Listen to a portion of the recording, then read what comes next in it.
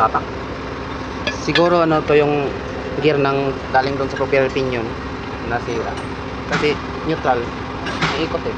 Oo.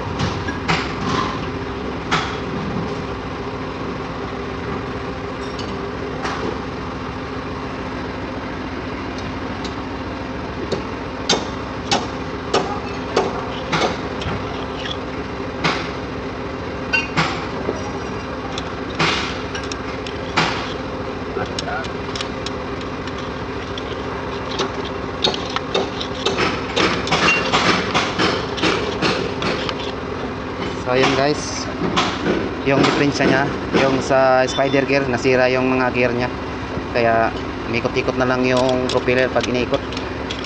Ito yung ano niya guys, planetary. Yan.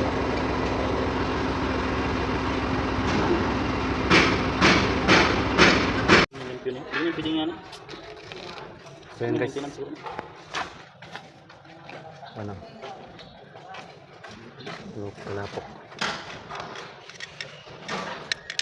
lapok yung planetary,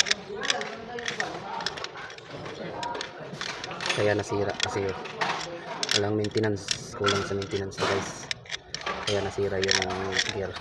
Kasi yung viscosity ng gear oil nya wala na, parang ano na, tubig. Yan sisira niya guys. Ito yung diferensya, pudpud lahat yung ngipin ng gear nya sa asphalt. Yan. So kailangan tanggalin yung ano sa loob, kasi sira din yung sa loob nito, yung pinagkabitan nito. Yan o, pudpud. So tanggalin yung differential.